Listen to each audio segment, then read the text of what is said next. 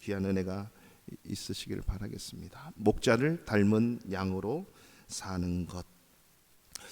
목자를 닮은 양으로 사는 것. 믿음 생활, 신앙 생활이라고 하는 것, 이게 과연 무엇일까요? 신앙 생활과 믿음 생활은 항상 목표가 있습니다. 목표가 분명합니다. 근데 그 목표가 내가 세운 목표가 아니고 나를 신앙하게 하고 믿음하게 하는 하나님의 목표다라고 하는 거죠. 그것을 쉽게 얘기하면 하나님의 기대치, 하나님의 계획, 이렇게 얘기하는 거죠. 그 하나님의 기대치와 그 계획을 알고 그것을 이루어가는 게 믿음 생활이고 그리고 신앙 생활이다라고 하는 것입니다. 오늘 우리가 읽은 요한복음 10장 이 말씀은 예수님과 우리 믿는 성도들과의 관계를 얘기하고 있어요. 그것을 목자와 양과 목자의 관계로 비유로 설명을 하고 있죠. 우리가 이제 이 성경을 볼 때 우리는 잘 모를 수도 있지만 성경 공부를 하면 모든 성경에는 신학적인 배경이 있는데 하나님의 의도가 항상 깔려 있습니다. 그래서 어떤 신학자들은 이 신약의 모든 내용은 반드시 구약에서 이미 언급되어진 내용들이다. 그래서 신약의 모든 뿌리는 구약에서 그 배경을 다 찾을 수 있다라고 하지요. 오늘 이 요한복음 10장의 말씀도 그냥 그렇게 예수님이 말씀하신 것이 아니라 구약의 모든 말씀을 그대로 얘기하는 거죠. 그래서 구약에서 천지 창조 때 하신 그 말씀을 하나님이 계속 말라기까지 말씀하시면서 예수님이 이 땅에 오셔서 그 말씀을 그대로 하시는 거고 12사도 12제자들이 그 말씀을 그대로 요한계시록까지 해나가는 거죠. 이 말씀을 들은 오늘날 이 순간에도 저와 여러분들은 그 말씀을 그대로 주님 오시는 날까지 이뤄가는 것이에요. 사실 우리가 새롭다 하는데 여러분 새로운 게 아무것도 없어요. 천지 창조 때 하신 그 말씀 변함없이 지금까지도 주님 오시는 그날까지도 이뤄가는 거, 사실 그것을 이뤄가는 것이 확인하고 이루고 이게 신앙의 삶이다라고 하는 것이죠. 오늘 이 요한복음 10장은 에스겔 34장에 있는 말씀 그대로 해석을 해놓은 것이에요. 더 명확하고 이 의미가 뭔지를. 근데 오늘 주님이 말씀하시고 나서는 이 비유로 말했는데 그들이 지금 무슨 말씀을 주님이 하시는지 무엇인지 알지 못하더라. 이것을 제자들이 다음에 또 설명을 하고 사도들이 또 설명을 하게 되죠. 오늘날 이 저와 같은 목사님들을 통해서 또 성경을 가르치고 말씀을 듣게 하는 거죠. 그래서 우리가 말씀을 잘 듣고 이해하게 된다라고 하는 거죠. 에스겔 34장에 보면 목자가 양떼를 어떻게 하는 것이 마땅한 건가? 잘 먹여야 된다. 목자가 해야 될 사명은 하나님의 꼴, 하나님의 말씀을 잘 먹여야 된다라고 하는 거예요. 그럼 목자는 반드시 말씀을 잘 가르치도록, 잘 이해하고 순종해서 잘 그 말씀을 이루어가도록 잘 가르쳐야 되는 거죠. 여러분, 의사 선생님, 어떤 의사 선생님이 좋은 의사 선생님이에요? 잘생기고 친절하고 또 뭐 유명하고 참 좋아요. 다 좋은데 가장 중요한 것은 그것도 다 좋은데 잘 고쳐야 되죠. 환자를 잘 알고 고치는 의사예요. 목자가 해야 할 가장 중요한 것은 말씀의 꼴을 잘 먹여야 돼요. 베드로에게 예수님이 말씀하시죠. 꼴을 잘 먹여라, 양을 잘 쳐라. 이 말은 양들에게 꼴을 잘 먹여야 된다라고 하는 거죠. 그래서 에스겔서 34장 4절에 보면 이 목자가 해야 하는 역할 5가지를 에스겔서에서 말씀하셨는데 그것이 바로 예수님의 목자 되시는 그 목자로 그대로 이루신 거죠. 구약시대는 이런 목자가 하나도 없다. 그러나 내가 한 목자를 보내고 세울 텐데 그분이 바로 예수 그리스도, 이분이 참 목자시다.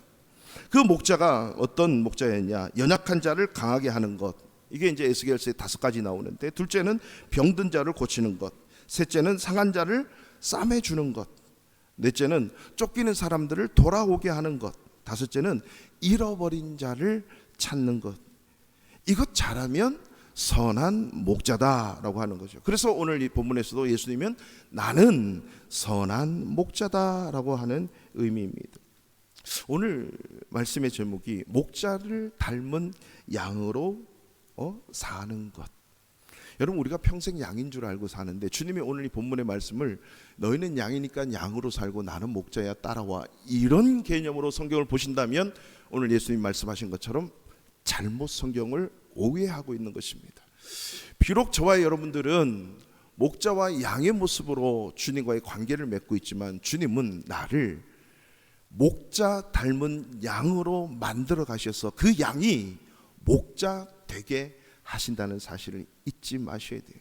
세상의 이론은 어떻게 목자와 양이 목자가 돼 동물이 어떻게 사람이 될까 상상을 못하지만 우리 주님은 우리를 양으로 부르셨는데 그 양이 양으로 존재하는 것이 아니라 주님을 닮은 목자로 살아가기를 원하시는, 이것이 바로 하나님이 저와 여러분 우리 모든 믿는 자 양들에게 원하시고 바라시는 기대치임을 여러분 믿으시기 바랍니다.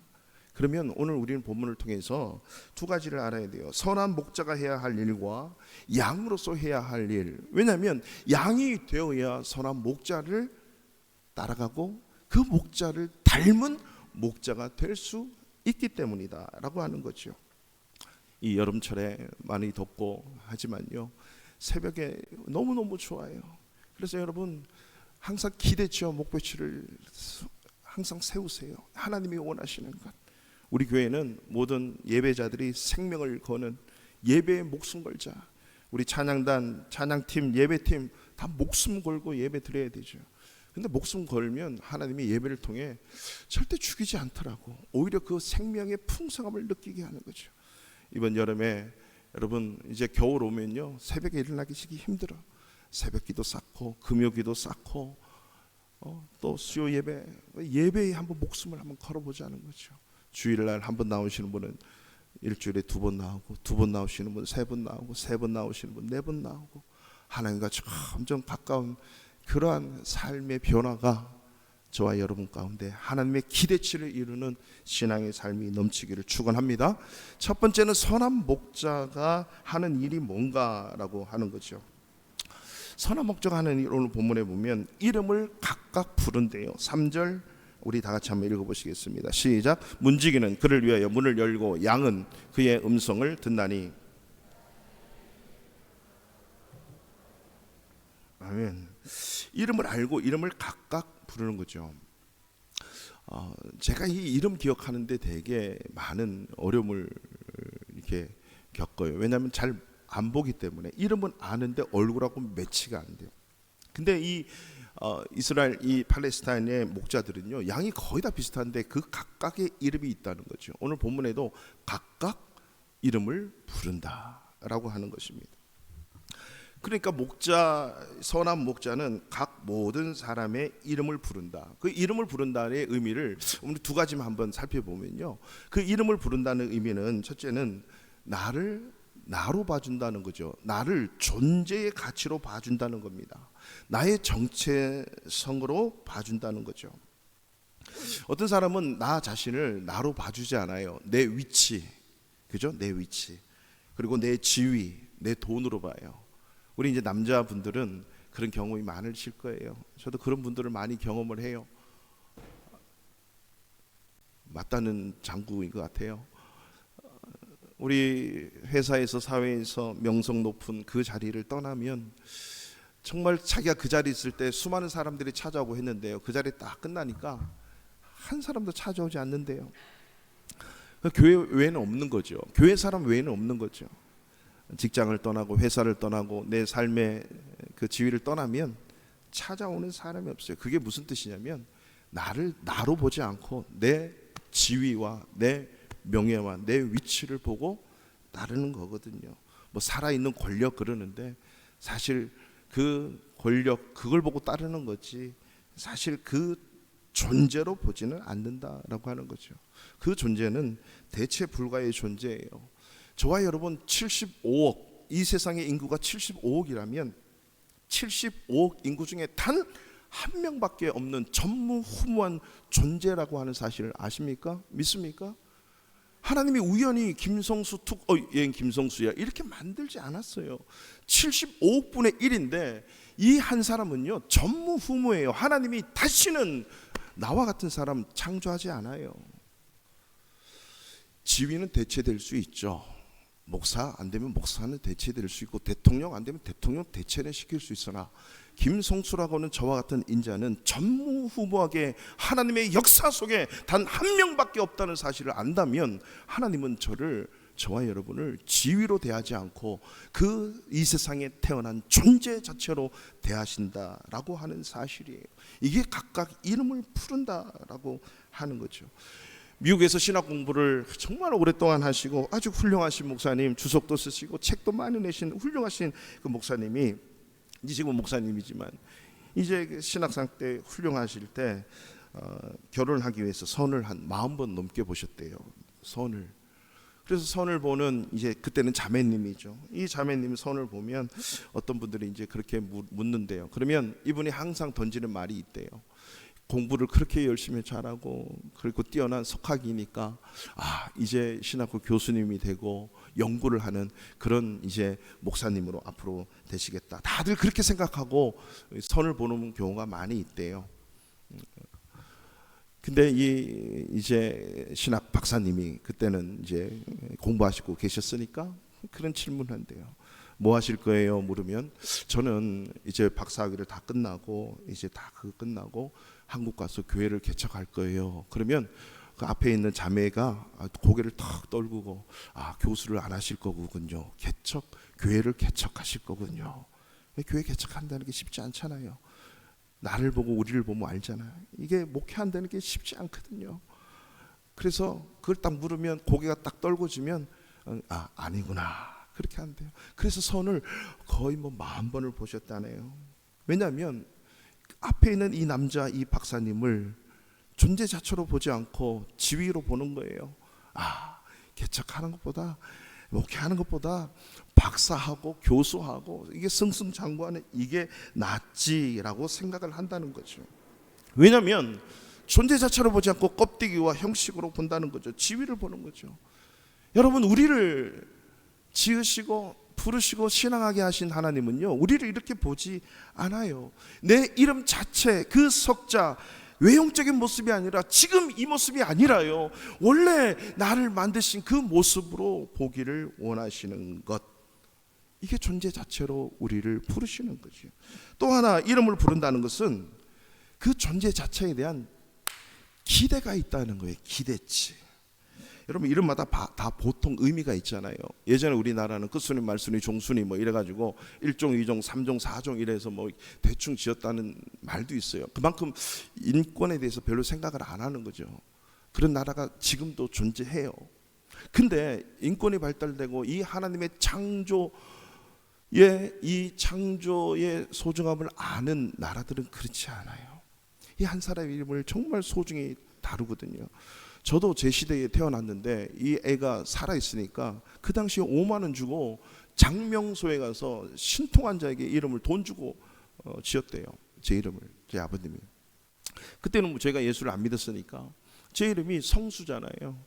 성수. 그 엄청난 큰 강을 이루는, 강물을 이루고 나라를 이루는, 이렇게 지었대요. 근데 제가 예수 믿고 나니까 하나님의 나라를, 생수를 퍼주게 하는 이 이름으로 되더라고 하는 거죠. 여러분, 아마 성함 이름들이 두 자가 다 그런 아주 엄청난 의미가 다 있을 거예요. 예수님이 시몬 베드로를 딱 만났을 때 걔 원래 이름이, 죄송합니다, 걔라 그래서 그분의 이름이 시몬이었거든요. 요한의 아들 시몬. 근데 그 시몬을 뭐라고 하냐면, 내가 너를 장차 게바라 하리라. 세파, 게바, 반석, 피터, 내가 너를 반석으로 만들겠다라고. 지금은 반석 같은 모습이 한 개도 없지만 내가 너를 장차 반석으로 살도록 반석이 되게 할 거야 라고 하는 거예요. 이게 바로 기대가 있다는 거거든요. 모든 사람에게, 12제자, 12사도에게만 있는 게 아니라 오늘날 이 순간에도, 비록 지금 예수를 안 믿는다 할지라도 이 땅에 태어난 모든 존재 그 자체에게 하나님은 기대치가 있다는 것을 잊지 마시기 바랍니다. 이것을 사영리는 하나님은 당신을 사랑합니다 하고 하나님은 당신을 향한 놀라운 계획을 갖고 있습니다 할 때 그 놀라운 계획을 다 갖고 있는 거거든요. 그 계획이 뭐예요? 기대라고 하는 겁니다. 기대.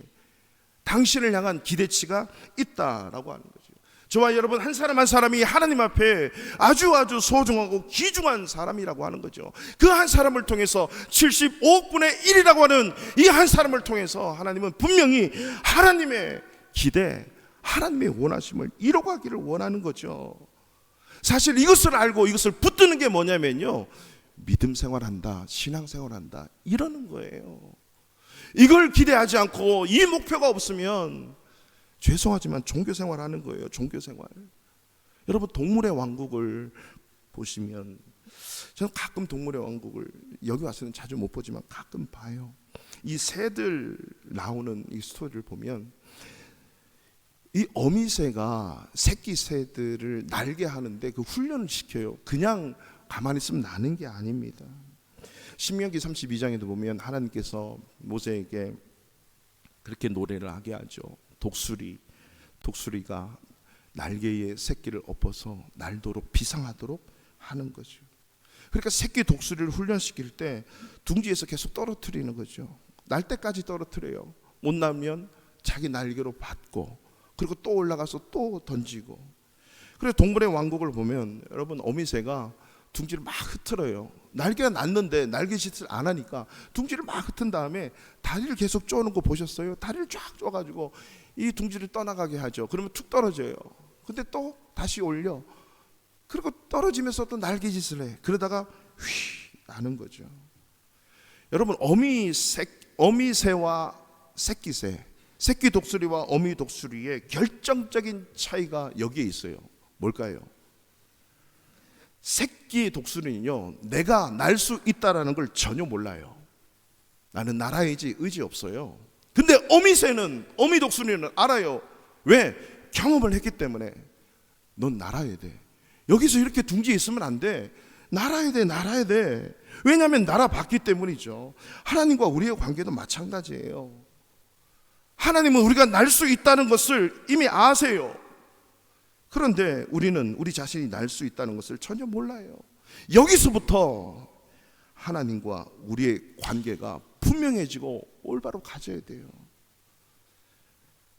새는 날아다니지만 반드시 뭐가 있냐면 다리가 있어요. 새 다리, 발이 있어요. 그걸 걸어요. 근데 특별히 엄마 아빠 새에게 교육을 안 받아도 걷는다니까요.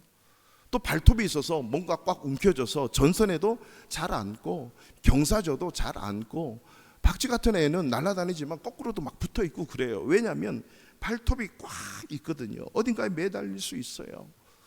여러분, 저와 여러분 우리 인생도 그래요. 하나님의 특별한 훈련이 없어도 걷는 것 잘해요. 매달리는 것 잘할 수 있다라고 하는 거죠. 괜찮아요. 걷고 매달려도.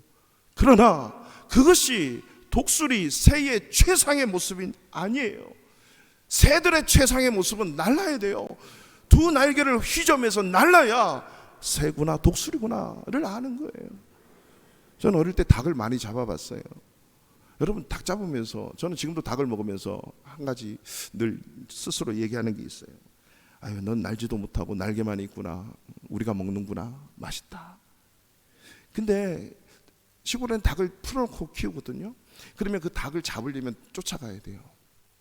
근데 어떤 건강한 닭은요, 쫙 따라가면 자기가 죽을 때쯤 되면 날개짓을 확 하면 지붕으로 확 올라가요. 아, 쟤는 건강하다. 지붕에 못 나르고 그냥 퍼덕퍼덕 그런 닭들은 어떻게 하면 가서 쉽게 잡는 거거든요. 하나님은 저와 여러분들이 이렇게 날아오르기를 원해요. 오늘 우리 집사님께서 기도하실 때 깊어지고 날아오를 수 있게 해달라고, 이 강렬한 기도, 제 설교를 이미 다 하신 것 같아. 성도의 신앙생활은 걷는 거 참 중요해요. 발톱으로 뭔가 꽉 쥐는 거, 매달리는 거 중요하죠. 하나님의 기대치는 날아올라야 되는 거예요. 하나님의 기대치에 맞아야 되는 거죠. 걷는다는 거, 매달리는 것도 중요해요. 그렇지만 못 걷고 못 매달린 것보다 낫지만 그걸 넘어서서 내가 단 한 번도 경험해보지 못하고 내가 날 수 있다는 생각지 못하는 그것을 넘어서서 나는 분명히 날 수 있다라고 하는 사실을 알아야 되는 거죠. 우리가 보통 예수 믿으면서 그렇게 생각을 합니다. 나는 예수를 믿어도 좀 소박하고 견실하게 이 정도로만 그냥 신앙생활 하고 싶어요. 난 별로 튀는 거 별로 안 좋아하거든요. 그냥 조용히 옆에서 해달라는 것만 하고 그렇게 살고 싶어요. 제가 무슨 의미인지 정말 잘 알거든요.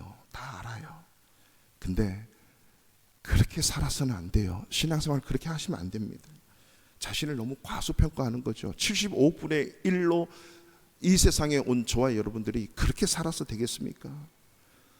독수리가 걸어다니고 나무에 매달려 있는 그것으로 야, 소박한 독수리야, 멋진 독수리야 라고 말은 들을 수 있지만 독수리 그렇게 살면 안 되잖아요.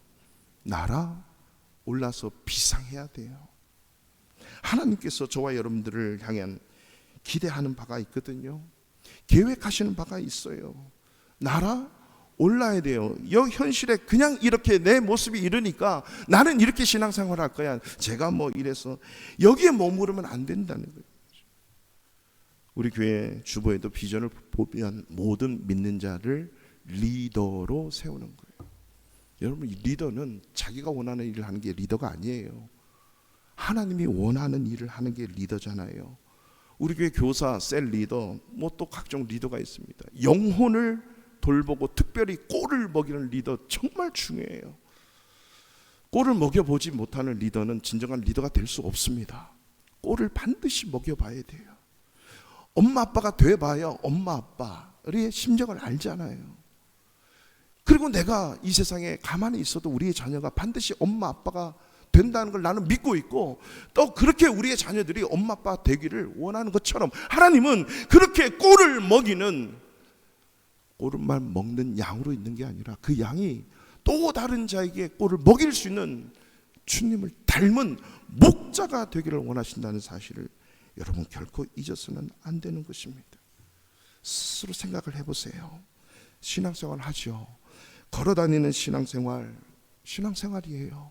매달리는 신앙생활, 신앙생활이에요. 틀린 게 아니에요. 그러나 정답도 아닌 겁니다. 하나님이 기대하시는 것은요, 그것보다 훨씬 더 커요.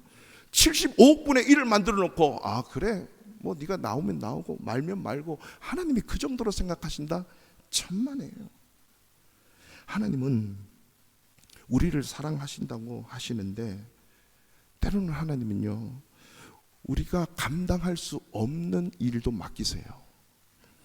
그리고 내가 기분 좋게 따라가고 싶은 그 길만 가면 좋겠는데 정말 기분이 안 좋고 찝찝하고 따라가고 싶지 않는 길로 인도하실 때가 진짜 많아요. 제가 목사라 그런 게 아니라 99%는 내가 원하는 길이 아니에요. 이걸 인정하지 않으면 신앙생활 정말 힘듭니다. 여러분, 내가 원하는 길 없어요.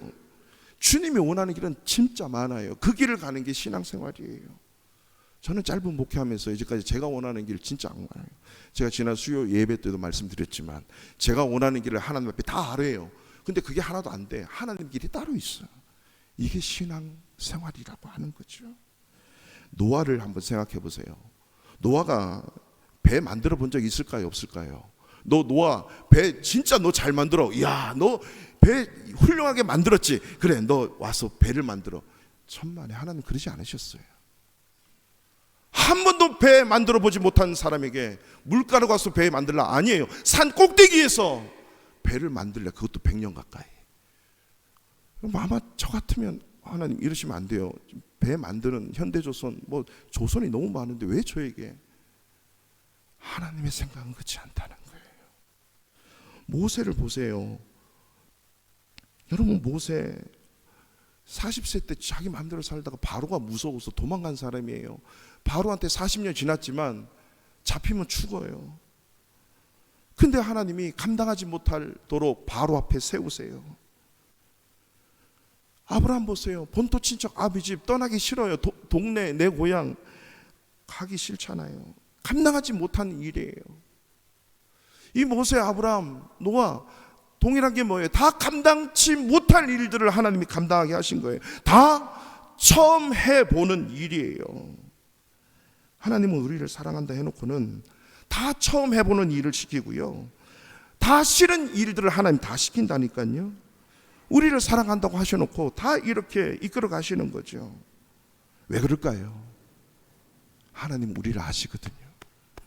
매달리고 걷고 여기에 머무는 게 아니에요.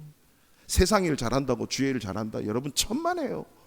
하나님의 기대와 하나님의 계획을 알고 그것을 향해 달려갈 때 감당할 수 있다라고 하는 거죠. 날아오르라고. 그래서 노아는 배 만들어서 구원의 방주로 그 역할을 감당했고, 아브라함은 떠나본 적 없는 그 길을 떠나면서 믿음의 초상이 됐대요. 모세는 무서운 발 앞에 부들부들 떨면서 바로 앞에 섰지만은 이방만의 이스라엘 민족을 구원하는 구원자가 됐습니다. 이게 다 날아오르는 하나님의 기대치를 이루는 거죠. 하나님은 오늘날도 저와 여러분들이 이렇게 살기를 원하신다는 사실, 이게 믿음 생활이고 신앙 생활임을 여러분 꼭 알고 달려갈 수 있기를 축원합니다. 노아는 동방의 의인으로 살면 그냥 살 수 있어요. 노아는 동방의 의인이었대요. 그저 그렇게 살 수도 있어요. 하나님은 그렇게 살도록 내버려 두지 않아요. 우리를 초청하시는 거죠. 우리 인간의 힘이 무한대인 것 같은데 아닙니다. 제한 있고 제약적이다라고 하는 사실을 아십니까? 그 제한적이고 제약적인 힘을 가지고 걷는 데만, 매달리는 데만 힘을 쓰지 말고 하나님의 지혜가 뭐고 하나님의 기대가 뭐고 하나님의 뜻이 뭔지를 아는데 힘을 쏟는다면 우리는 보다 더 큰 하나님의 기대치를 이루는 삶을 살아낼 수가 있다는 거죠. 출애굽기 3장에 보면 하나님께서 모세를 가시떨기 불타는 나무 아래서 부르잖아요. 그러니까 보통 땅인데 하나님 뭐라고 만들어요? 네 발 신을 벗어라. 신을 벗으래요. 왜냐하면 그곳은 거룩한 땅이래요. 신을 벗는다는 것은 내 마음대로 신 신고 내가 하고 싶은 대로 다 살았던 너, 이제는 그렇게 신 신고 네 마음대로 다니지 말고 신 벗고 나의 종, 나의 뜻을 이루는 자로 살아가라 라고 지금 말씀하신다라고 하는 사실이죠. 그래야 하나님의 방법으로, 하나님의 능력으로, 하나님의 말씀으로 살아낼 수 있고 하나님의 기대치를 이룰 수 있다라고 가르쳐 주시는 거죠. 베드로에게 부활하신 예수님이 찾아오셔서 또 한 번 말씀하시는 거예요. 베드로야, 너는 젊어서는 스스로 띠뛰고 네가 원하는 곳으로 다녔지만 늙어서는 너의 팔을 벌리리니 남이 너에게 띠띠우고 원하지 않는 곳으로 데려가리라. 베드로는 평생 자기가 원하는 곳으로 한 번도 가지 않았어요. 그때부터 하나님이 원하시는 것으로, 주님이 원하시는 것으로, 주님이 원하시는 죽음으로 죽은 베드로였습니다.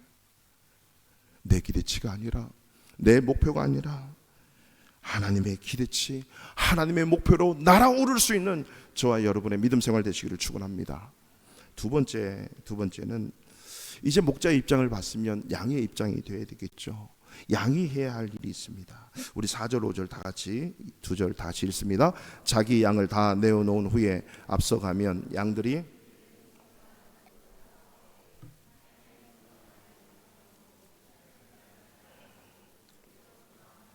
아멘. 오늘 양은 목자의 음성을 들었다 그러죠. 양들이 그의 음성을 안다, 듣는다, 고로 따라왔다.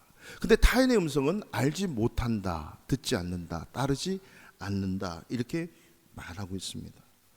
왜 다른 음성이 들리면 따르지 않을까요? 알거든요. 아, 목자와 양의 관계, 내 목자구나를 알아요. 한 목자를 따라가는 거죠. 여러분, 우리가 말을 들을 때요, 나하고 아무 관계없는 사람의 얘기를 너무 듣고 믿으면 반드시 속을 수 있어요. 삶이 속을 수 있다는 거죠. 나는 객관적인 사람이야, 나는 괜찮아 라고 하면서 이런저런 소리를 듣는다고 하면 속을 수 있는 확률이 되게 많아요. 누구의 얘기를 듣고 따라가야 되냐면요, 나를 사랑하는 사람인가를 알아야 돼요. 나를 정말 사랑하는 사람인가? 나와 목자와 양의 관계가 있는가? 목자의 관계가 있는가를 확인하고 그 말을 들을 때 능력이 생기는 거예요. 그 목자와의 관계를 알고 그 음성을 듣고 따라야 되는 거죠. 여러분, 이 시대에는 들리는 소리가 너무 많아요. 엉뚱한 소리 듣다가 사실 망하는 경우가 많거든요. 내게 사랑하면 들을 수 있어야 돼요. 나를 사랑한다면. 주님도 그런 말씀을 하시죠. 나를 사랑하는 자라야 나의 계명을 지킨다. 나를 사랑하는 자는 나의 계명을 지킨다. 나의 계명을 지키는 자라야 나를 사랑한다. 이 말이 뭘까요? 그 말씀을 듣고 따라간다는 거거든요.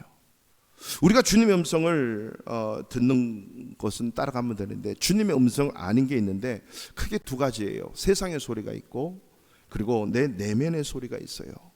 세상의 소리는 뭐 하나님의 음성이 아니니까 반대되니까 따라가지 않으면 되는데, 이 내면의 소리가 문제예요. 이 세상의 소리는 끊어내면 되는데 이 내면의 소리는 정말 힘들어요. 이 내면의 소리가 뭐냐면, 쉽게 얘기하면 과거의 소리라고 하는 거예요. 이 과거의 소리를 끊어내야 됩니다. 근데 생각보다 많은 사람들이 이 과거의 소리에 끌려다녀요. 그래서 앞으로 나가지 않고 날릴 수가 없는 거예요. 그래서 매달려 있는 것으로 기뻐하고 걷는 것으로만 만족한다는 거죠. 나갈 수 없는 거예요. 올라갈 수가 없는 거고 날릴 수가 없는 거죠. 왜? 치유되지 않는 과거가 있기 때문이에요. 치유되지 않는 과거의 소리에 귀 기울이고 거기에 따라가면 행동도 엉뚱해지고 이상해지는 거죠. 과거가 치유되지 않는 사람들, 성경에 많은 인물들이 있는데 그 중에 야곱을 보세요. 장자권을 샀어요, 당당하게. 근데 형이 자기를 죽이려고 하자 도망을 가요. 거의 20년 넘게 살다가 이제 형을 만나야 되잖아요. 거부가 됐어요. 지위도 어느 정도 되고 돈도 많고 아내도 4명, 자식도 많고 재산도 많고 형을 만나러 가는데 두렵고 떨려요. 얼마나 의기소침해져요. 그래서 하나님 앞에 엎드는 거예요. 하나님 앞에 매달리잖아요. 20년이 지나도 과거의 소리에 여전히 거부가 되고 훌륭한 사람이 됐음에도 불구하고 과거의 소리 때문에. 요셉과 형들을 한번 보세요. 요셉은 과거가 다 정리가 된 사람이 돼버렸어요. 왜냐하면 형들 용서도 했고 정리가 다 됐어요. 근데 정리가 안 된 사람이 누구예요? 과거의 소리에 정리가 안 된 사람은 형들이에요. 자기 동생이 요셉이 총리가 됐대. 이 말 한마디에 진짜 요셉인데 두렵고 움츠려들고 어떻게 해야 될까? 우린 다 죽었다. 그 과거의 소리가 정리되지 않았던 형들이에요. 사실 상처는 누가 더 받았어요? 요셉이 상처를 더 많이 받았어요. 팔려갔으니까. 그리고 누명 쓰고 옥에 갇혀서 언제 나갈지도 모르는 상황이니까. 요셉은 상처를 많이 받았지만 끝났어요. 상처를 준 형들이 더 상처가 끝나지 않은 거죠. 여러분, 우리의 인생이 다 그렇습니다. 과거의 소리에 눌려 있을 때가 많이 있는데 우리는 이 과거의 소리, 과거의 상처들 누르고 일어나야 돼요. 용서하고 과거를 끊어버리고 이제는 주님의 약속의 말씀을 붙들고 날아올라야 돼요. 언제까지 매달려 있고 언제까지 걷기만 걸을 겁니까? 날아올라야 된다는 거죠. 그러면 다 이기고 승리할 수 있다라고 하는 거죠. 그 음성을 듣는 것이 4절이에요. 4절. 주님의 음성, 하나님의 음성을 알고 그걸 따라가야 돼요. 그래야 날아갈 수 있다는 거죠. 4절 보세요. 그의 음성을 아는 고로 어떻게 합니까? 따라오되, 따라간다라고 하는 거죠. 여러분, 여기서 따르다라고 하는 그 의미는 뭐냐면 닮는다 이런 말이에요. 닮아간다, 따른다, 닮아간다. 부모를 따른다, 부모를 닮아간다는 거예요. 그래서 오늘 7절 이후로 15절까지 계속 우리가 다 읽었지만은 그걸 요약하면 7절 이후에 요약하면 내 길을 따르라, 나를 본받으라, 나를 닮아라 이런 말이에요. 양이 목자를 닮는다는 것은 양으로 살지 않겠다라고 하는 거거든요. 그 양이 목자가 되게 하겠다는 거죠. 그 목자가 되려면 양처럼 이러한 음성을 듣고 따를 수 있어야 된다. 이게 첫 번째. 내가 양이 되보지 못하면 힘든 거죠. 한국의 어떤 목사님이 성도들의 일상적인 직장의 삶을 경험하시려고 직장에 취직을 해서 택시 기사도 하신다죠. 많은 의미가 있는 것 같아요.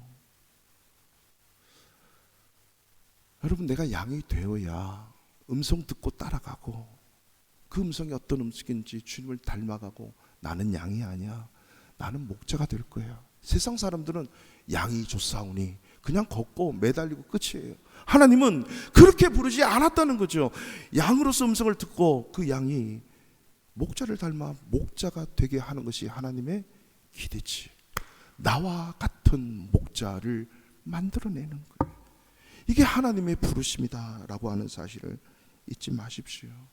11절 보세요. 나는 선한 목자라. 선한 목자는 양들을 위하여 목숨을 버리거니와.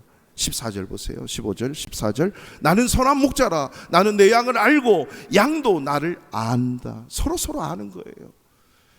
목자는 양을 아는데 양이 목자를 몰라.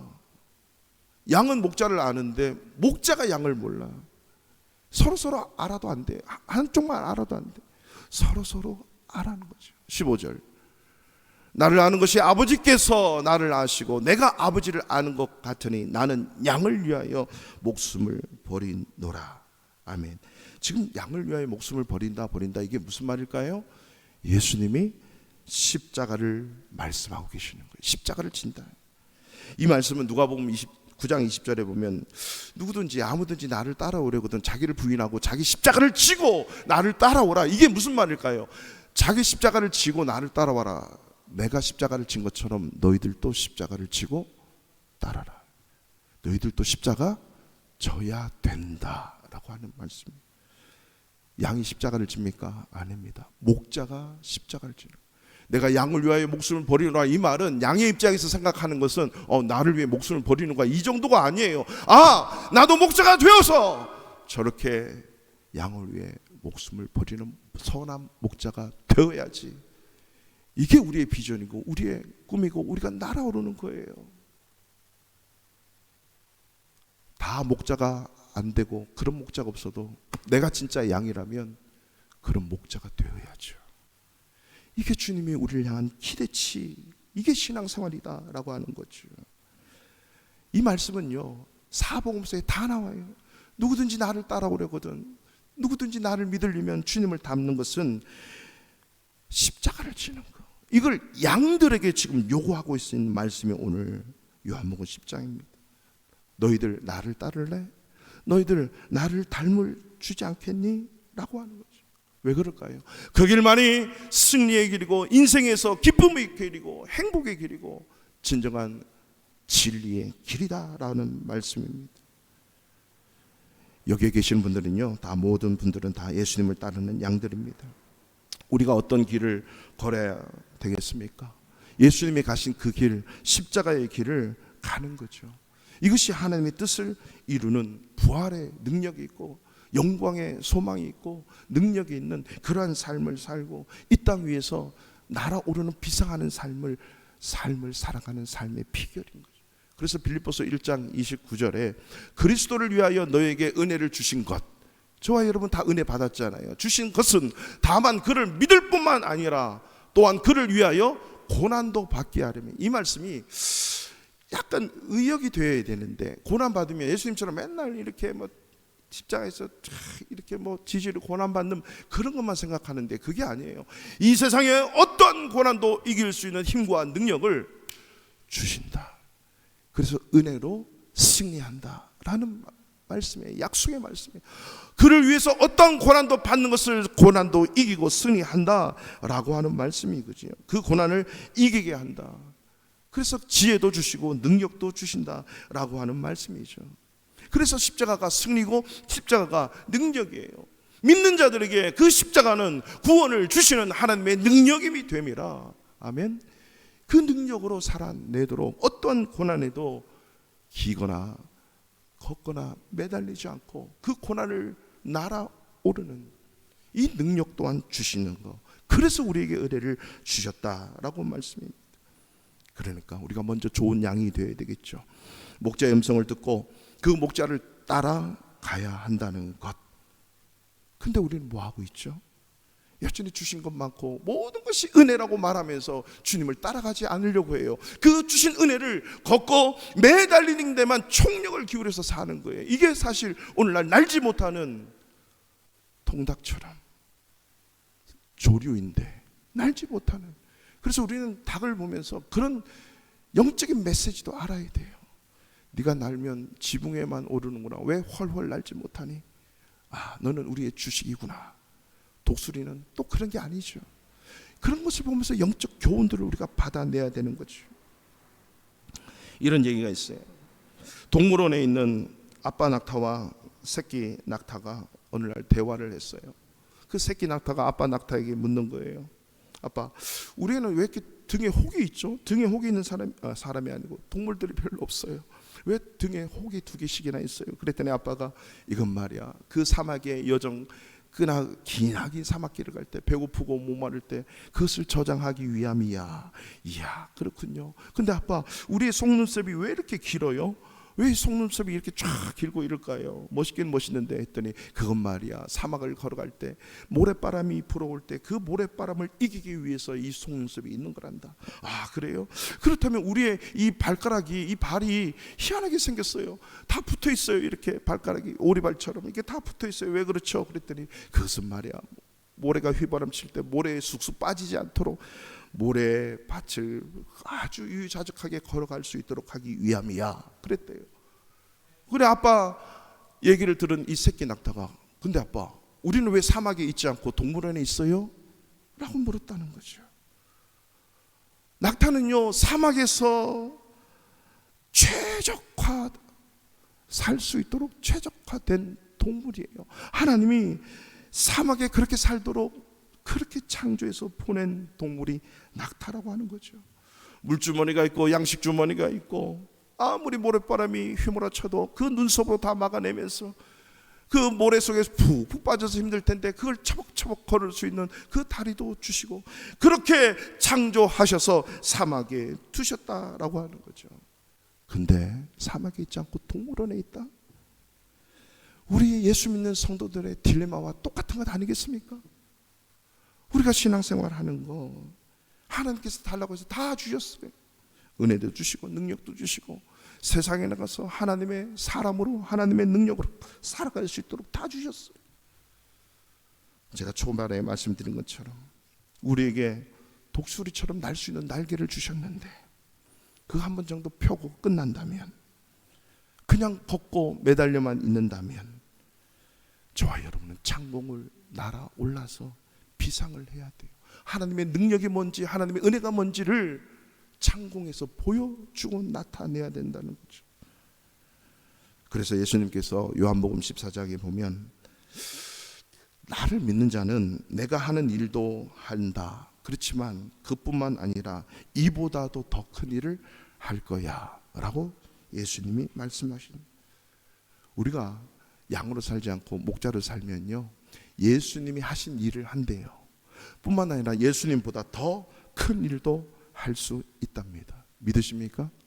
이거는 저의 말도 아니고 우리의 말도 아니고 이 세상의 말도 아니고 예수님이 제자들을 향하여 남기신 말씀이에요. 우리의 기대치는 세상의 말에 있는 게 아니라 내가 예수님의 삶으로 살아갈 수 있구나, 아니 예수님보다 더 큰 일을 할 수 있도록 나를 이끄시는구나, 이 말씀을 붙들고 살아가는 것, 이게 신앙생활이고 이게 믿음생활입니다. 사랑하는 성도 여러분, 목자를 닮아가는 양, 그것이 하나님의 기대치예요. 더 이상 양으로 존재하지 않고 내가 목자가 되어서 또 다른 양을 이끌고 그 양이 또 다른 목자가 되게 하는 이 일, 그것 때문에 저와 여러분을 양으로 부르신 거예요. 이 여름에 하나님의 목자 되심을 마음껏 알고 하나님의 그 기대치에 마음껏 날아올라서 나도 예수님처럼 살게 해주세요. 예수님처럼 양들에게 이러한 꼴을 먹일 줄 아는 진정한 목자로 살게 해주세요. 이런 간절함이, 이런 기대치가 살아 역사하는 한 주간 되시기를 주님의 이름으로 축원합니다.